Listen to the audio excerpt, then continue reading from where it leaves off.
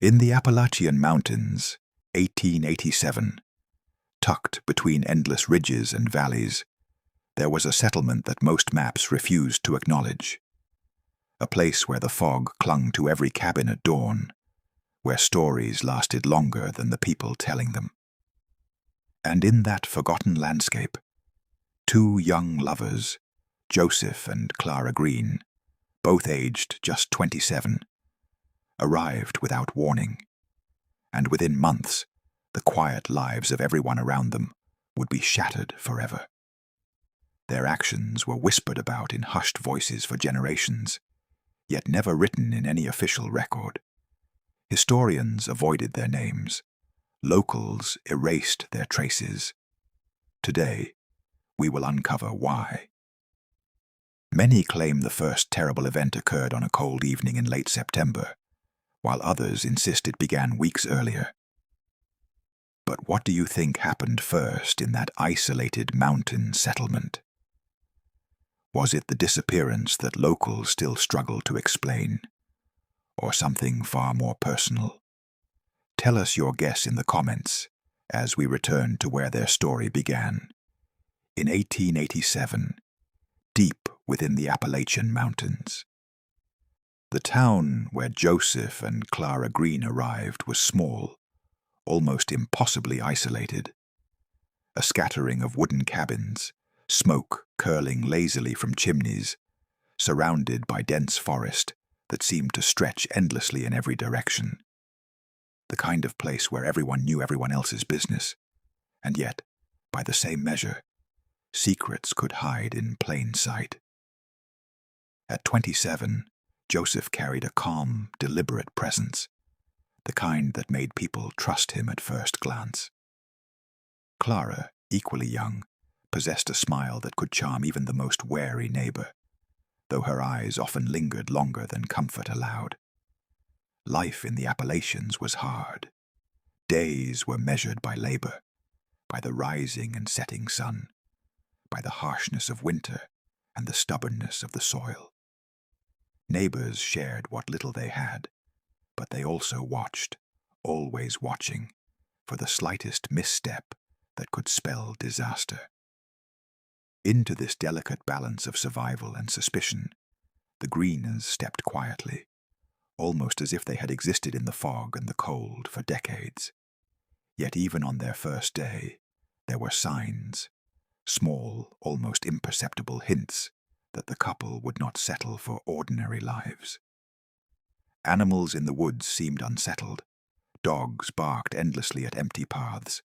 Children whispered that the young couple had an aura that drew attention and dread at once. The local folk would later recall fleeting moments that made them uneasy. A glance that lasted too long.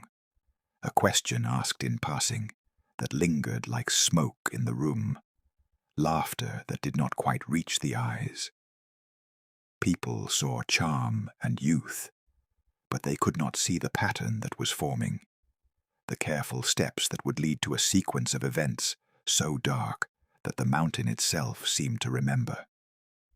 And though nothing yet had been done that could be labeled as crime or horror, the air around Joseph and Clara Greene carried a weight, a tension that only those sensitive to human nature could feel. Every movement was measured. Every word seemed to hide something. And though the town went about its day, unaware, those who were listening closely sensed that history, in its quiet, relentless way, was beginning to shift.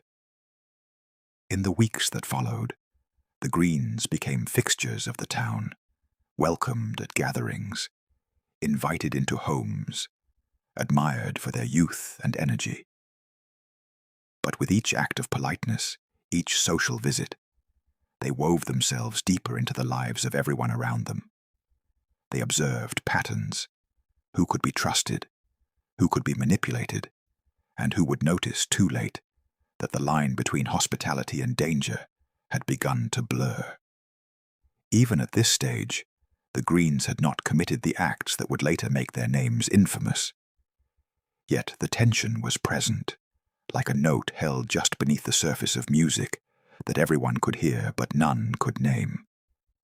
and as the fog descended each evening over the Appalachian ridges, the townspeople went to bed with uneasy hearts, unaware that the story of Joseph and Clara Greene was quietly taking shape, a story that would come to define the darkest corners of that isolated mountain life. As the weeks turned into months, the Greenes' presence in the town became more than just noticeable. It became unavoidable. Every visit, every smile, every polite word seemed to carry a weight that most could not articulate, a subtle pressure that began to make even the most confident neighbors pause. At first it was little things: a missing tool from a shed, a door left slightly ajar, a child claiming to have seen Joseph standing silently near the edge of the forest long after sunset, staring into the darkness with an intensity that made the hair on the back of the neck rise. Clara, with her soft voice and charming demeanor, would often visit the families in the evening, offering baked goods or simple conversation. And yet some mothers later recalled a feeling that her attention lingered a little too long, that her questions probed into details that were none of her business. It was as if she were mapping out the people around her, noting who could be relied upon and who could be nudged, pushed, or influenced. Then came the first truly unsettling events, ones that could not be dismissed as coincidence. Livestock went missing. Horses, chickens, even a goat, vanished without trace, leaving only vague tracks and a sense that something had moved silently in the night.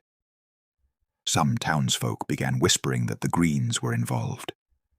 Others resisted the thought, unwilling to believe that two young, seemingly gentle individuals could be at the center of such inexplicable happenings. And still, the couple's reputation for charm persisted. Neighbors praised their helpfulness, admired their industriousness, and welcomed them into homes with open arms. But every compliment, every handshake, every shared meal carried a quiet tension, as if beneath the surface of normalcy there was a current pulling inexorably toward something darker. Not all noticed it, but those who did felt a knot in their stomach, an unease they could neither name nor escape. The Greenes seemed almost always to be in pairs, their movements synchronized, their thoughts unreadable, their interactions with others carefully calculated. Rumors began to swirl, whispered in the quiet hours, that Joseph had been seen near the edge of the cliffs, alone, and that his expression suggested contemplation far beyond ordinary concern. That Clara had been observed walking along the woods late at night, speaking softly, as though addressing someone who was not there. The town, once simple and predictable, was beginning to feel like a stage upon which a dangerous play was unfolding, and no one yet understood their roles. Neighbors began to report strange encounters. Doors would creak open without wind. Windows, once securely fastened, were found ajar at dawn. Items misplaced would reappear in peculiar arrangements, almost as if someone were sending a message, though the meaning remained unclear. Some dismissed it as coincidence. Others tried to warn friends, only to be met with laughter or incredulity. The Greenes, with their youthful appearances and persuasive charm, deflected suspicion with a calm, unnerving ease. And in the midst of this, the first direct incidents began to occur. A lone traveler passing through the mountains vanished after a brief encounter with Joseph, leaving behind only a horse wandering along a trail, and footprints that ended abruptly at the tree line. A child reported hearing laughter in the distance, followed by a sudden scream that echoed through the valley. Though these events were subtle at first, they formed a pattern, an invisible thread connecting each unexplained occurrence back to the Greenes, though no one could prove it. By the end of the first year, the town's atmosphere had shifted. Trust was strained. Families spoke in low voices, glancing constantly at the windows and doors. Even those who had previously welcomed the Greenes into their homes found themselves uneasy, questioning every glance, every smile. And all the while, Joseph and Clara moved among them as though untouched by fear or suspicion, each step deliberate, each interaction calculated, as if they were sculpting the town itself into the backdrop for what was to come. Throughout this period, small hints and subtle acts were enough to unsettle the community. People began leaving their doors locked, lanterns burning through the night, children kept close to home. But nothing at that stage, had yet revealed the full extent of what the Greenes were capable of. And for those who had glimpsed fragments of the truth, the sensation was almost unbearable. A quiet, persistent knowledge that something extraordinary, terrible, inescapable, and deliberate was unfolding in their midst. By the second year of their presence in the Appalachian town, Joseph and Clara Greene had moved beyond subtle disruption. The small, seemingly inconsequential disturbances had begun to coalesce into events that no one could ignore. Livestock vanished in greater numbers. Supplies disappeared from homes in ways that suggested observation and planning, not mere accident. Travelers passing through began reporting strange encounters.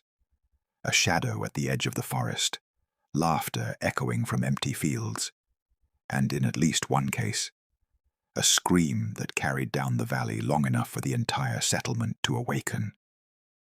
It was during one autumn evening, as the wind carried the scent of damp leaves and smoke from distant chimneys, that the full measure of their actions began to emerge. A local farmer, returning from the fields after sunset, found his cabin door open. The hearth still glowed faintly from the fire he had left burning that morning. But inside, the room had been rearranged. Objects placed in strange patterns, small personal items of no apparent value gathered together in one corner, and a note carved into a wooden plank that read nothing but the initials, J and C. Soon after, a neighbor's child vanished. The family searched endlessly, calling into the night, but found only the child's small footprints, ending abruptly at the edge of the forest. Joseph and Clara were seen at a distance, moving together, silent, watching. Some who later recounted the event said that their faces reflected not panic or sorrow, but a calm satisfaction that chilled anyone who met their eyes. The pattern of influence and cruelty continued. A young couple who had dared to confront them about the missing animals were found days later, disoriented, wandering along the ridges, unable to recall how they had gotten there. Their livestock remained missing, and the town began to whisper openly, connecting dots that had once seemed unrelated. Joseph and Clara were no longer merely part of the community. They had become the axis around which fear and uncertainty revolved. One of the most harrowing accounts came from a traveler who had taken shelter in a cabin on the outskirts of the forest. He described seeing the Greenes moving through the fog, speaking softly to one another, as if rehearsing an unseen plan. He swore he could feel their gaze upon him, even when he believed himself alone. By morning, he had fled, leaving behind his horse and provisions. He would never return to the mountains, and his warnings were dismissed by those who could not conceive that such deliberate, focused cruelty could exist in youth and beauty. And yet, there were those who had glimpsed the full extent of what was occurring. They described encounters that were almost theatrical in nature.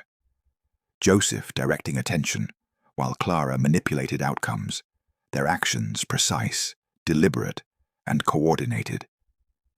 No one could claim to understand their motivation entirely. Were they driven by amusement, by power, or by a compulsion they could not name? The events escalated beyond petty theft or mischief into acts that left witnesses shaken, unable to articulate what they had seen. It was at this moment that the town truly realized the danger they had allowed to grow unchecked.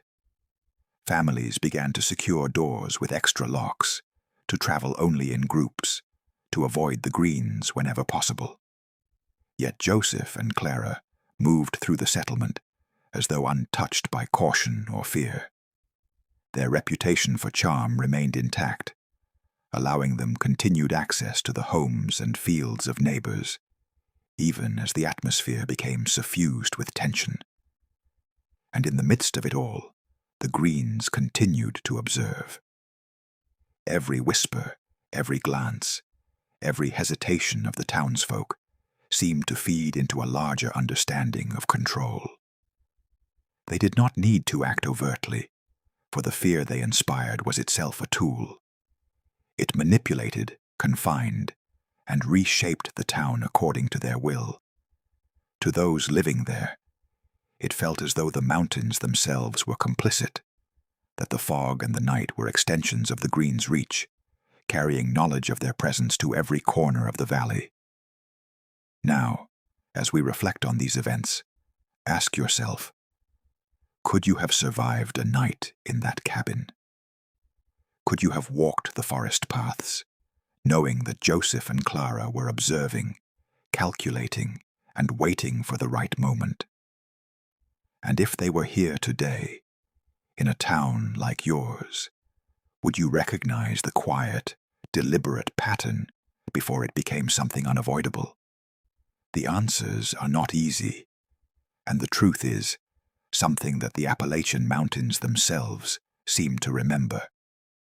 Even now, the ridges and valleys carry echoes of footsteps that vanished into fog, of laughter that chilled those who heard it, and of two young lives whose actions left an indelible mark upon a community too small and too isolated to resist.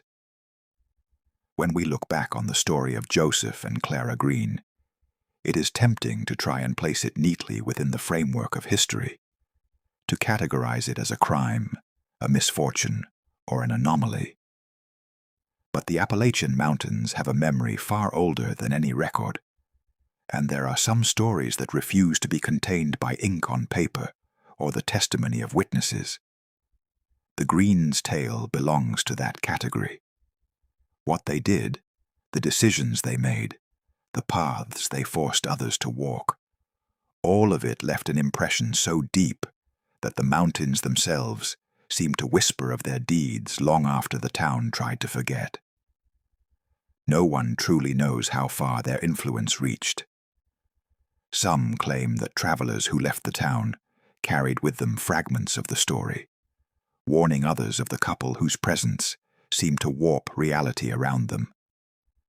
Others insist that families, generations later, would recount strange disappearances or uncanny occurrences, hinting that the Greenes' reach might have endured beyond their time on Earth.